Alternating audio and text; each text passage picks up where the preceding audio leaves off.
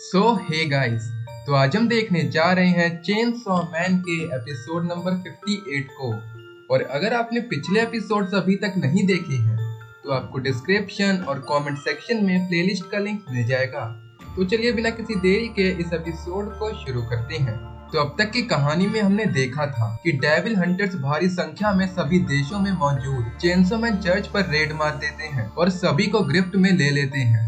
काफी सारे strong devils like क्वांसी और कटाना मैन भी अब पब्लिक सेफ्टी की तरफ से लड़ रहे थे। सभी यंगस्टर्स चेनसॉ मैन में बदल रहे थे और उन्हें पूरी तरह से खत्म करने के लिए उनकी बॉडीज को मारते ही जलाना पड़ रहा था, जिसकी वजह से लोगों को किसी पर भी भरोसा नहीं था। और डेंजी भी लोगों का शिकार बनते हुए बाल बाल बचा था, जहां दूसरी तरफ वॉर डेविल भी अपनी अब नई ताकतवर फॉर्म के साथ तबाही के लिए तैयार थी। तो चलिए अब देखते हैं आगे की कहानी को। चैप्टर 149 की शुरुआत में हम कई बिल्डिंग्स को देखते हैं, जहां एक आदमी बोल रहा था, मैंने सावधान किया था कि इंसानों और डेविल्स के बीच में एक दिन वॉर होगी। ये तबाही उसी भविष्यवाणी को नजरअंदाज करने का नतीजा है। भगवान का कहना मानो और हम सभी एक साथ चेनसॉ मैन आर्मी को राख में बदल देंगे। और सभी चिल्लाने लगते हैं कि चेनसॉ मैन को जला दो। और इस रैली को एक कोने से छिप कर डेंजी, नायुता और कुमिको देख रहे थे। हालात बहुत बिगड़ चुके थे, जिसके बाद डेंजी कहता है कि अगर हालात बदतर हुए तो मैं चेनसॉ मैन में बदल जाऊंगा। जिस पर कुमिको कहती है, ये बेवकूफी करने के बारे में सोचना भी मत। अगर इस समय तुम चेनसॉ मैन बने तो सभी लोग तुम्हें जला कर राख कर देंगे। और वैसे भी तुम दोनों की लाइफ मेरी रिस्पॉन्सिबिलिटी है, मैं तुम दोनों को प्रोटेक्ट करूंगी।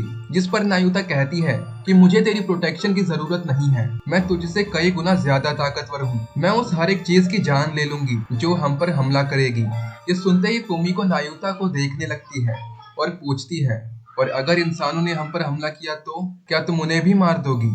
नायुता कहती है, नहीं, इंसान तो डेविल्स के कंपेयर में बहुत कमजोर है। कुमिको उसकी बातें सुनते ही डेंजी से पूछती है कि आखिर वो उसे क्या सिखाता है। डेंजी कहता है कि हर चीज जो एजुकेशनल टीवी पर दिखाई जाती है। डेंजी कहता है, मुझे अपार्टमेंट की चिंता हो रही है। और नायुता को भी याद आता है कि उनके पेट्स भूखे होंगे। डेंजी को भी फिक्र होती है और वो कहता है कि हमें घर जाना होगा। और कुमिको कहती है, हम ये बिल्कुल भी नहीं कर सकते, क्योंकि अब तक तो वो चर्च फ्रीक्स तुम्हारे अपार्टमेंट में पहुंच भी चुके होंगे। डेंजी कहता है कि पेट्स खाने का इंतजार कर रहे होंगे। नायुता भी कहती है कि हमें जल्दी करनी चाहिए। पर जैसे ही वो जाने लगते हैं, कुमिको रास्ते में आ जाती है और कहती है कि भूल जाओ कि मैं तुम्हें घर जाने दूंगी। तुम दोनों के रहने का इंतजाम पब्लिक सेफ्टी की फैसिलिटी में कर दिया जाएगा। और कुमिको के ऐसे कहते ही नायुता उस पर अटैक कर देती है, जिससे कुमिको बाल बाल बचती है। वो चेन अंदर एक औरत के सर को पार कर देती है। दूसरे ही पल अब वो नायुता की गुलाम। खिड़कियां तोड़ते हुए वो औरत कुमिको का गला दबाने लगती है। कुमिको का दम लगभग टूट ही चुका था कि डेंजी नायुता को गुदगुदी करने लगता है और वो औरत कुमिको को छोड़ देती है। कुमिको अपने घुटनों के बल आ जाती है। डेंजी जल्दी से कुमिको को भागने कहता है, क्योंकि अगर वो यहाँ ज्यादा देर रही तो नायुता उसे सच में जान से मार देगी। कुमिको डेंजी की बात सुनती है और वहाँ से दूर कहीं भाग जाती है। डेंजी नायुता को नीचे उतारता है और नायुता कहती है, चलो अब घर चलते हैं। और डेंजी कहता है, नायुता, अभी तुमने सच में कुमिको को मारने की कोशिश करी थी ना? नायुता थोड़ी देर चुप रहने के बाद कहती है कि आखिर इसमें गलत ही क्या है? मछलियाँ तैरती हैं, पेड़ पौधे फोटोसिंथेसिस करते हैं और उसी तरह डेविल्स जिंदा चीजों को मारते हैं। डेंजी सोचता है कि जरूर ये इसके खून में ही है जो ये ऐसा सोच रही है। नायुता कहती है कि लोगों को चोट पहुंचाने से हमें जिंदा महसूस होता है। डेंजी नायुता की ये बात सुन के उसे देखता रह जाता है। नायुता कहती है, डेंजी, क्या तुम मेरे साथ डेविल्स की साइड को ज्वाइन करना चाहोगे? डेंजी कहता है, तुम सीरियस नहीं हो, है ना? नायुता कहती है कि मैंने इसके बारे में बहुत सोचा। इंसान की दुनिया अच्छी है, पर यहाँ मेरा दम घुटता है। अगर हम डेविल्स बनकर इस दुनिया पर राज करें तो हम जो चाहें वो कर सकते हैं। जिस पर डेंजी कहता है, और इतना बोलकर वो रुक जाता है और कहता है कि फिर तुम्हारे दोस्तों का क्या होगा? नायुता कहती है कि उनके मरने की किसी को भी परवाह नहीं है, तुम्हें भी नहीं है ना? तुम्हें सिर्फ मेरी जरूरत है।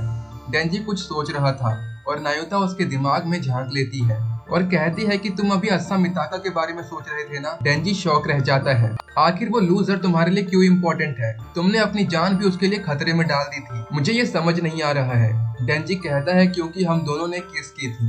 नायुता कहती है, बस इतना ही? जिस पर डेंजी बोलता है, मैंने कई लोगों को किस किया है, पर हमेशा वो खराब ही हुई है। पर यह पहली बार था कि उसकी किस के साथ मुझे चोट नहीं पहुंची। नायुता डेंजी को देखती है और बोलती है, क्या तुम उसे पसंद करते हो? डेंजी सोचता है और बोलता है, इतना सा। जिस पर नायुता पूछती है, और मुझे? डेंजी जितना हो सके उतने अपने हाथ फैला लेता है।